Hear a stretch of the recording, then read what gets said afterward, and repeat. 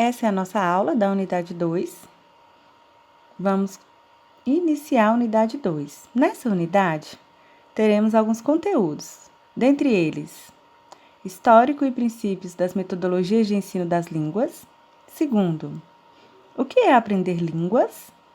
E terceiro, o que é ensinar línguas? Aqui temos os conteúdos dessa aula. Vejam, com relação aos métodos em línguas orais.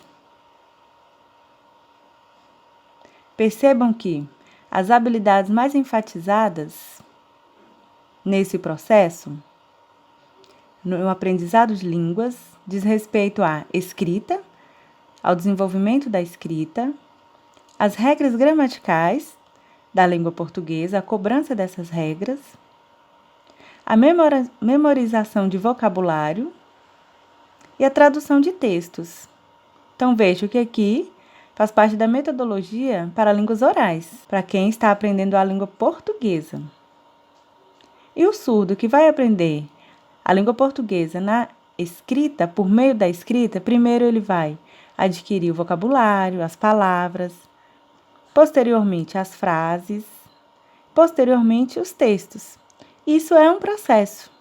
Veja, tudo isso envolve o ensino, o aprendizado, assim como no início na educação infantil, o aprendizado de palavras, depois frases, posteriormente textos e assim por diante. Vejam, aqui temos uma metodologia com relação às línguas orais, ok?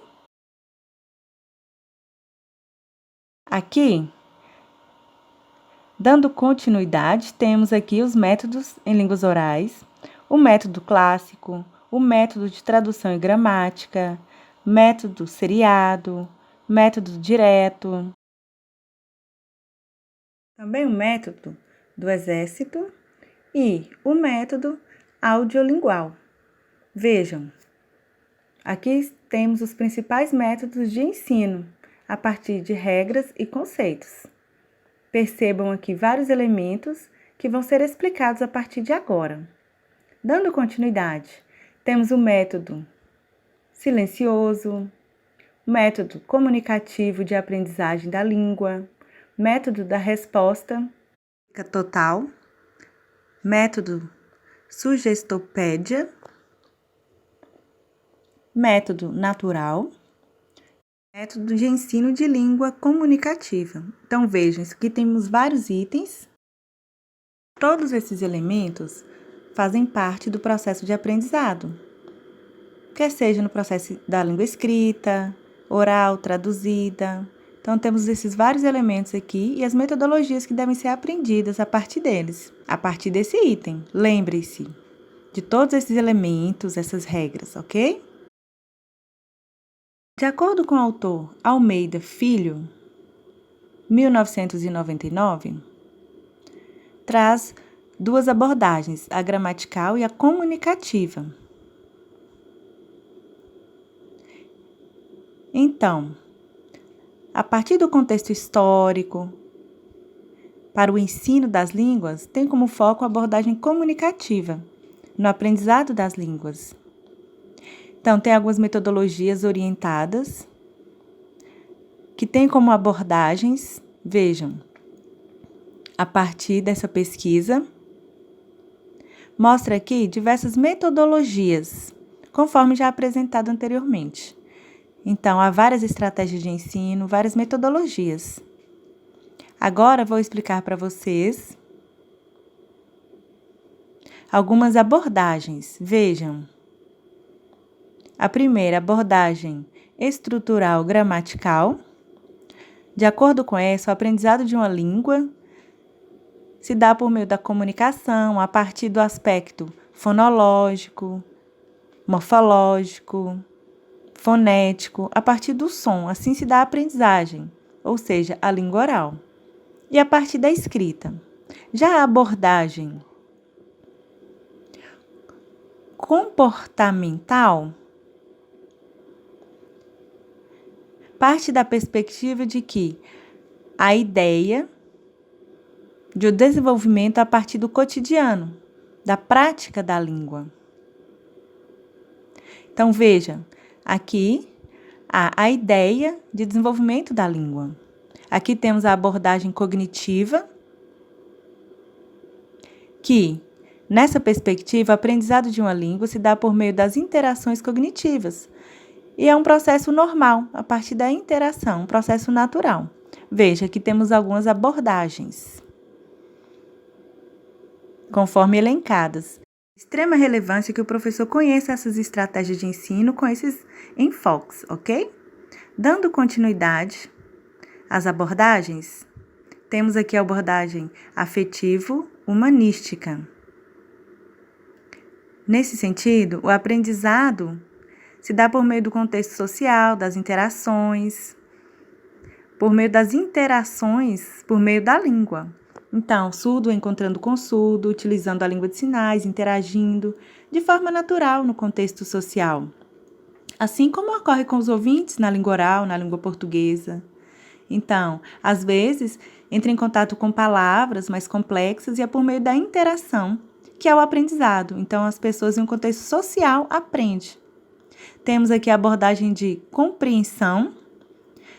Aqui, a língua ela ocorre por meio da aprendizagem de significações. Então, antes eu havia falado com vocês sobre o processo significativo. Agora temos aqui a abordagem comunicativa. Nesse caso, a aprendizagem se dá por meio da comunicação, da interação, de forma natural. Assim se dá a aprendizagem. A percepção de informações se dá naturalmente por meio da comunicação. Então, o aprendizado de uma língua, por exemplo, aqui no Brasil, temos a língua portuguesa. Se vamos para os Estados Unidos, então lá vamos aprender a língua por meio da comunicação, de forma natural. Agora, vou explicar para vocês sobre Tânia Filipe. Ela fala a respeito da metodologia do ensino de Libras. Antes eu havia falado com foco na metodologia do ensino da língua portuguesa para ouvintes. Agora o foco é Libras. Essa autora, ela fundou um método de ensino para alunos ouvintes. Vejam que interessante. Então, muitas discussões aqui no Brasil a respeito desse processo de ensino. Então, ela organizou um material para o ensino. Tânia Filipe, 1993. Então, a partir das suas ideias, foi criada uma metodologia de ensino para ouvintes, com estratégias, com o livro Libras em Contexto. Então, onde o professor, a partir desse material do Libras em Contexto, que foi disseminado em 1993, algumas pessoas ainda utilizam esse material para o ensino de Libras para ouvintes. Então, foi divulgado esse material que ela organizou em 1993. Então, Libras em Contexto, para o ensino daqueles alunos que não tinham conhecimento nenhum da língua de sinais. Então, esse material didático auxiliou no processo de aprendizagem da Libras. Vejam, então ela é de extrema relevância por ter criado uma metodologia para o ensino da Libras. Vejamos. Aqui temos os métodos de ensino das línguas de sinais. Esse material vem com orientações para alunos, a partir da orientação de Filipe, 2001. Então, vem orientando como será o processo de ensino, as estratégias para o ensino desses alunos. E também com materiais para cada aluno. Então, aqui tem os princípios gerais para cada estudante. Então, o objetivo é o aprendizado da língua de sinais. Então, informar a esses alunos para que eles constituam conhecimentos acerca da língua de sinais e suas especificidades. Então, os alunos, nesse contexto, eles vão entender o que é a língua de sinais e a sua importância.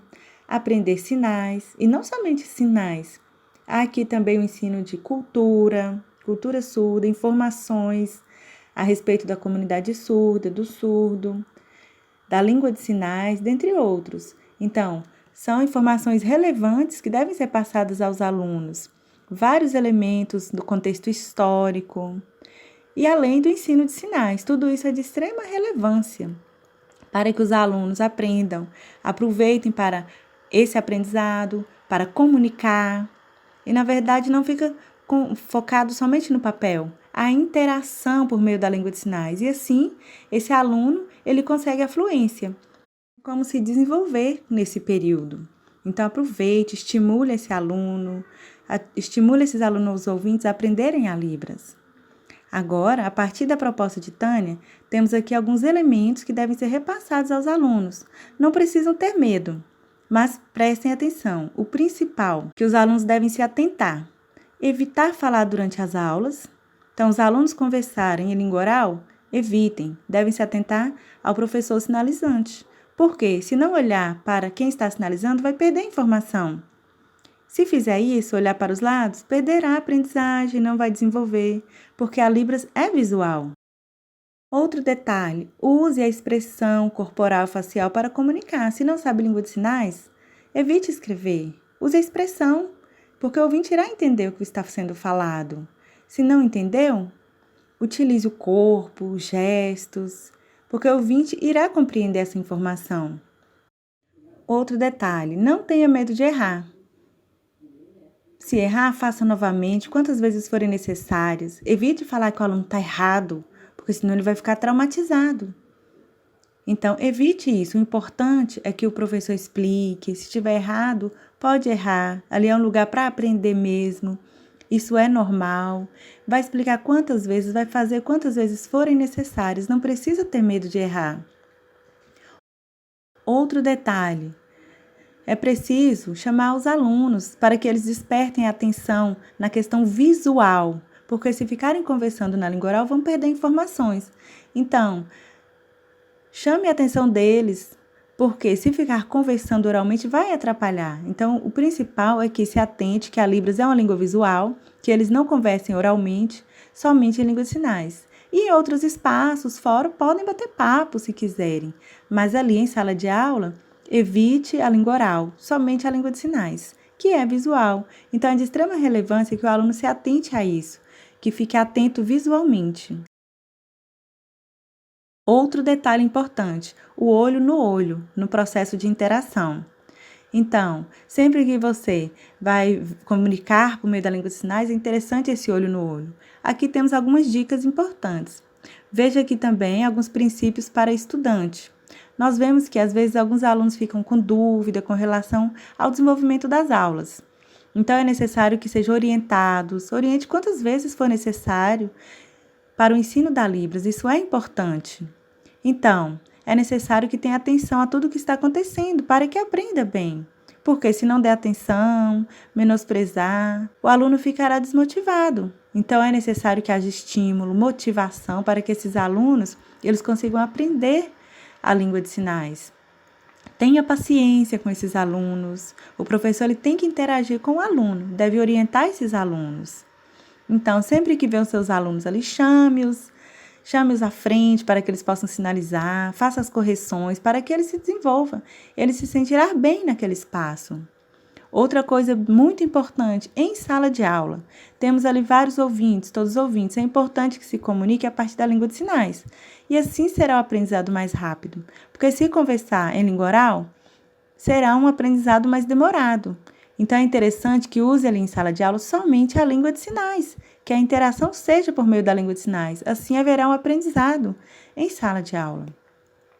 Outro ponto também. Fora da sala de aula, em outros momentos, tente utilizar também língua de sinais em casa. Se encontrar um surdo ou um amigo ouvinte, tente sinalizar, conversar por meio da língua de sinais, que assim terá fluência. Porque se não utilizar somente a língua oral, como irá aprender a Libras? Então, tem que sinalizar sempre, fora da sala de aula também. Outro ponto importante também para os ouvintes é que se adentrem à comunidade surda, participem nas associações, porque só o curso, só em sala de aula, não garante o aprendizado. É importante esse contato fora da sala de aula, o contato com surdos, para desenvolver uma fluência e futuramente ser fluente. Então, se o aluno ele não tem o contato com surdos, ele não se comunica, então ele vai conhecer poucos sinais. É importante que todos esses itens ele siga para se desenvolver. Então, aqui temos também alguns princípios para o professor no processo de ensino. Então, sabemos que é importante no processo de ensino que tenha estratégias para o aprendizado desse aluno, para que esse aluno se desenvolva. Então, é necessário sempre estratégias para que o aluno consiga esse aprendizado da língua de sinais. Então, percebam que, às vezes, o aluno vai ter dificuldade, mas o professor ele tem que ter estratégias para mostrar ao aluno que não é difícil, ter esse contato com ele para que ele possa conseguir.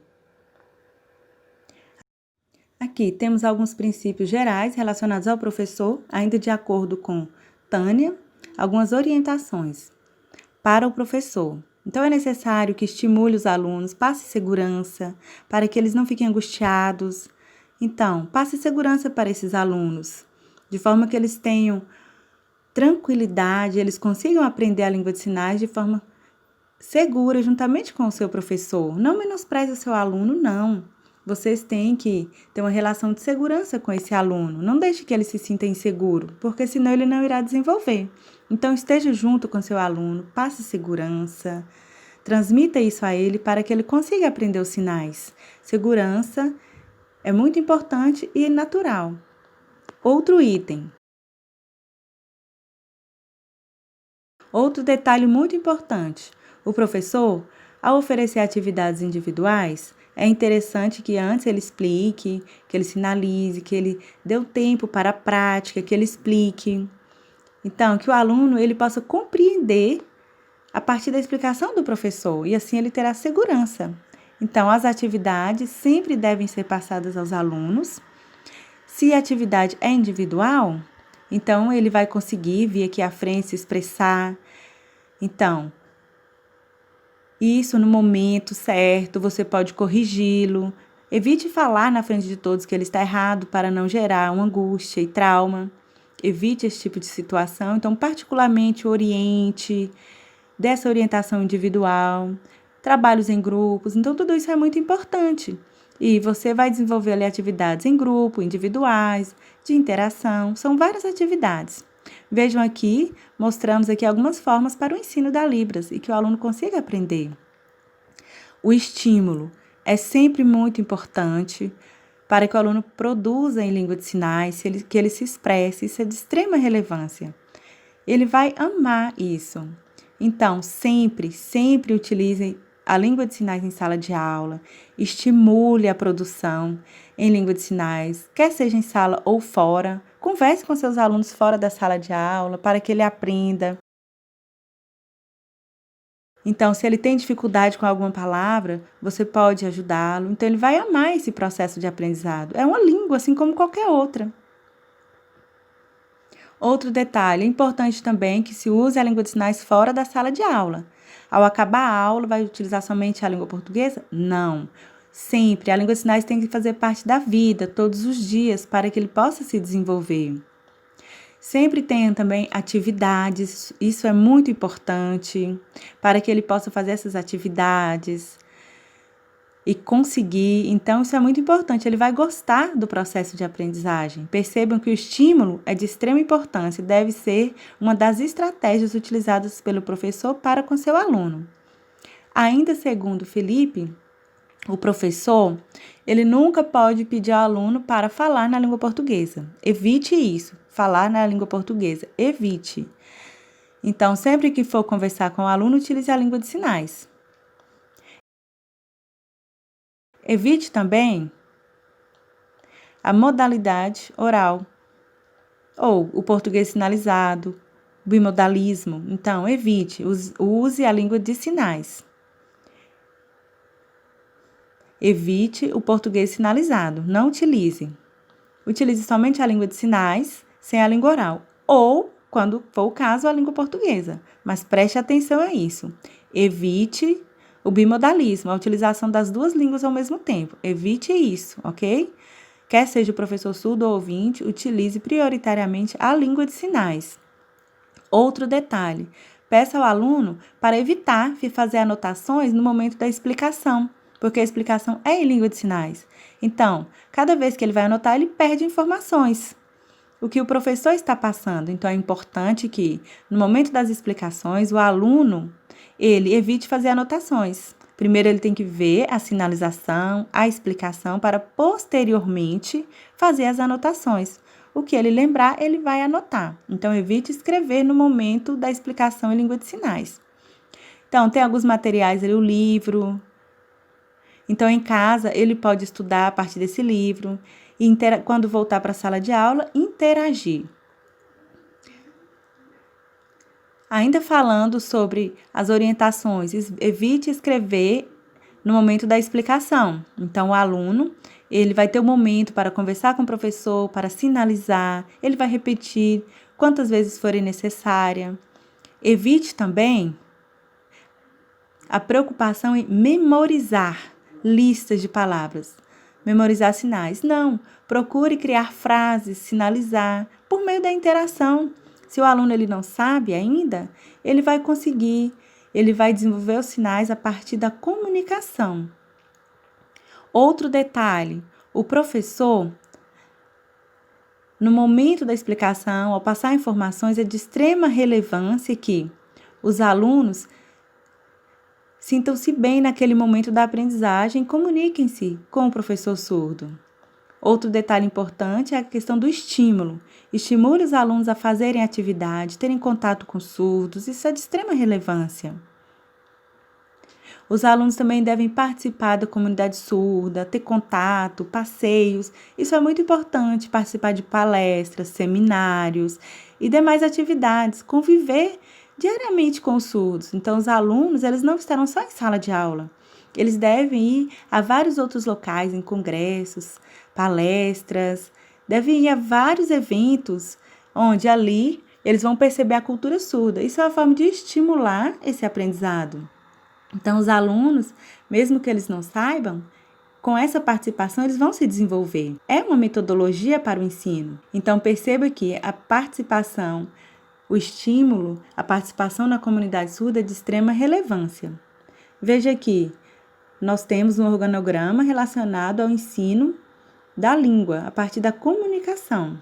Então, temos aqui o ensino, a aprendizagem, atividades em casa, a comunicação em diversos espaços, conteúdos a serem ensinados, as estratégias, o ensino da língua, como se dá esse ensino, isso é muito importante, o aprendizado por meio da interação, o aprendizado. Então, tudo isso aqui nós percebemos que são metodologias de ensino. Vejam, aqui nós temos a expansão da comunicação. Sobre a aquisição, vou dar um exemplo. Como se dá a aquisição? A criança nasce surda e ela vai passar pelo processo de aquisição da L1, a língua de sinais, que se dá naturalmente, por meio do contato com os pais que estão lhe sinalizando. Então, a partir do modelo que ela terá ali de língua de sinais, ela vai adquirir essa língua. Posteriormente, ela vai para a escola, vai aprender o português como segunda língua. Mas, se a criança é ouvinte, ela vai adquirir a língua a qual está exposta, a língua oral, que é a língua dos seus pais e do meio que a cerca. Então, ela vai aprender as palavras, vai adquirir essa língua naturalmente, por meio do convívio ao aprendizado. Depois vai para a escola, começa a aprender a escrever a língua portuguesa. Então, perceba que são movimentos similares. A criança nasce surda e os pais são ouvintes, é diferente. Os pais precisam aprender a língua de sinais para comunicar com seu filho. Se os pais não aprendem, aí não há comunicação. Como vai ser essa aquisição? Tardia, não é? Então, é necessário essa língua de sinais para que essa criança se desenvolva, adquira a língua de sinais. Assim como o ouvinte adquire a língua oral, o surdo adquire a língua de sinais. Então, nós temos aqui, quando a criança é surda e os pais são surdos, a aquisição se dá normalmente. De acordo com Krashen, 1981, a aquisição da língua para a criança é um processo que com o tempo ocorre naturalmente. Então, a partir da interação, do contato cotidiano, se dá de forma natural. Agora vou explicar sobre a aprendizagem. Então, quando entramos no processo de aprendizagem, de desenvolvimento, a partir de matrícula, uma escola, quer seja um curso,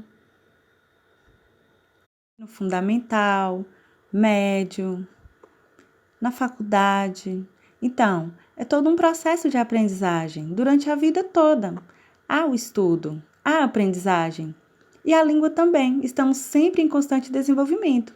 Nunca estagnamos, porque se estagnar, vamos esquecer. Então, é um processo, desde as séries iniciais até as séries finais do fundamental, ensino médio, sempre estamos aprendendo. Então, isso está atrelado à forma de ensino, assim como foi explicado. Então, sempre é necessário que haja no processo de ensino as correções, a forma de ensinar, face presente. Então, não pode ser algo obrigatório. Então, por exemplo, se é uma palavra que é dificuldade, tem que fazer a correção, mas tem que ter estratégias para fazer a correção. Então, isso faz parte da aprendizagem. E a aprendizagem, ela é cotidiana, ela sempre acontece. Ela faz parte da nossa vida. Aqui temos alguns modelos. Vejam. Modelos que podem ser utilizados durante o ensino. Hipótese de insumo, hipótese de aquisição e aprendizagem, hipótese de monitor, hipótese de ordem natural, hipótese do filtro afetivo. Então, tudo isso faz parte do modelo inatista. Veja, no aprendizado de línguas, aqui temos algumas regras. Percebam, no modelo cognitivo, que se dá de forma natural a partir de percepção de informações. Então, há a explicação e a aquisição se dá de forma natural, as informações nos chegam. O processo cognitivo, ele acontece, ele se desenvolve naturalmente. Então, aqui nesse modelo, é necessário um processamento, uma atenção para o desenvolvimento. Temos aqui o modelo socioconstrutivista. A partir desse modelo, temos estratégias para a aprendizagem. Então, o modelo socioconstrutivista leva em conta os aspectos culturais no processo de aprendizado, relacionados ao contexto social. Então, temos aqui a linguagem, a qual temos acesso e a qual aprendemos. Então, isso tudo é um processo que se dá a partir das interações, que se dá por meio da linguagem, o aprendizado da língua, a partir da conversação, da interação. Então, é um aprendizado diário. Então, isso é muito importante, porque faz parte dos aspectos culturais e sociais. Então, faz parte de cada um e se dá de forma normal. Temos aqui os princípios cognitivos e suas denominações, a partir de aspectos cognitivos reflexivos. Temos a automaticidade, o aprendizado significativo, a antecipação de recompensa, motivação intrínseca e investimento estratégico. Percebam aqui alguns itens que compõem os princípios cognitivos. Temos aqui agora os princípios afetivos. Vejam aqui alguns itens que fazem parte. Linguagem egocêntrica, autoconfiança, a autoconfiabilidade, correr riscos faz parte do processo, então errar e aprender é normal. Conexão entre língua e cultura, ou seja, é uma interação entre língua e cultura no processo de aprendizado. Esses itens fazem parte dos princípios afetivos. Temos agora os princípios linguísticos. Vejam alguns itens que o compreendem. Efeito da língua nativa. É a língua natural. Ao nascer, por exemplo, eu nasci surda, então eu aprendi uma língua que é nativa. Então, ao nascer, eu já me deparo com uma língua. Essa língua é nativa. Então, se eu aprendo a língua de sinais, ela é a minha língua nativa. Os ouvintes aprendem a língua portuguesa. Quando aprendem a língua de sinais, não é a língua nativa. Temos aqui a interlíngua. E temos a competência comunicativa, que fazem parte dos princípios linguísticos. Temos aqui o ecletismo no ensino. O que significa? Então, temos uma abordagem eclética. Nessa perspectiva, temos várias abordagens. No ensino da segunda língua, nós temos que ter em mente que temos a L1, por exemplo, o surdo aprende a L1, a língua de sinais, e a L2, a língua portuguesa. Então, ele precisa aprender com estratégias próprias de ensino da L2. Por exemplo, os ouvintes aprendem a L1, a língua portuguesa, e a L2, a língua de sinais. Então, é importante que haja o estímulo e que tenha muita clareza no ensino dessa língua. Outro detalhe é que o professor, ele precisa ter metodologias, estratégias para o ensino desses alunos. Precisa ficar bem claro o contexto histórico, ter em mente as informações a serem passadas. Então, tudo isso o professor precisa explicar, aproveitar, ter metodologias, aproveitar da melhor forma para que esse aprendizado ocorra nesse tempo. Então, o ensino dessa segunda língua. Então, aproveite, passe essas informações para os alunos, utilizem a apostila, utilizem materiais, aproveitem para o aprendizado da segunda língua. Outra coisa muito importante para o professor, quanto às práticas de ensino. Então, temos uma prática de ensino reflexiva. Então, percebam que o professor, ele precisa estar atento a cada um dos seus alunos. As dificuldades de aprendizagens, a forma de estimular. Ele precisa se atentar e ter estratégias para esses alunos. Não pode ignorar esses alunos. É importante que, nessa prática reflexiva, o professor tenha bastante atenção aos seus alunos, estimule esses alunos a aprenderem. Isso é de extrema relevância. Cada um aprende de uma forma. O professor, ele tem que estar atento a todos os seus alunos, as dificuldades, aquele que consegue mais rápido, aquele que não aprendeu. Então, isso tudo faz parte da prática reflexiva. Dando continuidade a respeito da importância da prática reflexiva, o professor, ele precisa explicar todo o conteúdo. Ele pode pedir aos alunos que façam vídeos explicativos e assim o aluno irá aprender. Então, os alunos podem fazer vídeos em casa e trazer para a sala de aula. Então, o professor vai perceber se o aluno está desenvolvendo ou se está tendo dificuldade e pedir para fazer novamente. Então, é necessário que, no cotidiano, as atividades sempre sejam feitas. Então, é importante, prioritariamente, o uso de vídeos, do estímulo. E assim, o professor irá explicando e haverá o desenvolvimento desse aluno. É de extrema relevância os registros. Aproveite tudo isso, é de extrema relevância. Então, é necessário fazer um roteiro. Faça um roteiro. É importante. O professor vai aproveitar para poder fazer perguntas para os alunos, o que ele sabia, o que ele está aprendendo. Então, a partir dessas respostas, o professor, ele vai conhecendo os alunos e auxiliando os alunos. Então, percebam que há os diários também, atividades no decorrer que vão facilitar essa interação através de perguntas e respostas. O professor vai perceber se o aluno está aprendendo. Isso tudo faz parte da prática reflexiva. Então, o professor ele pode fazer uma reflexão diária. Com esse esquema, veja. Então, temos aqui algumas perguntas que os alunos podem responder. Veja, por exemplo, como foi a aula? Faça uma revisão dessa aula. Como foi, em um sentido geral? Pergunte, será que você alcançou os objetivos, desenvolveu, houve interação? E vai ter as respostas.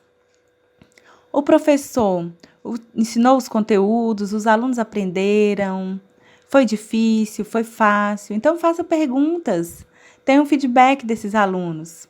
Assim, o professor irá perceber se o aluno desenvolveu ou não. Vejam, aqui há várias perguntas que podem ser utilizadas, que podem ser feitas aos alunos, para que o professor saiba se os alunos estão aprendendo ou não.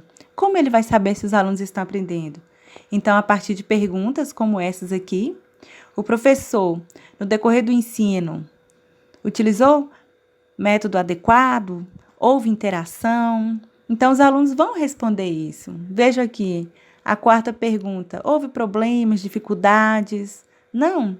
Então, o professor conseguiu passar o conteúdo, os alunos aprenderam, tiveram dificuldade? 5. A maioria teve dificuldade? Qual foi a maior dificuldade? Qual a estratégia a ser utilizada? O que eu devo mudar na minha metodologia? O que eu devo melhorar? Qual estratégia eu devo utilizar para melhorar o ensino? Os alunos mostraram interesse no decorrer da aula? Pergunte aos alunos quais foram os pontos positivos, os pontos negativos. Pergunte o que ele gostou, o que ele não gostou.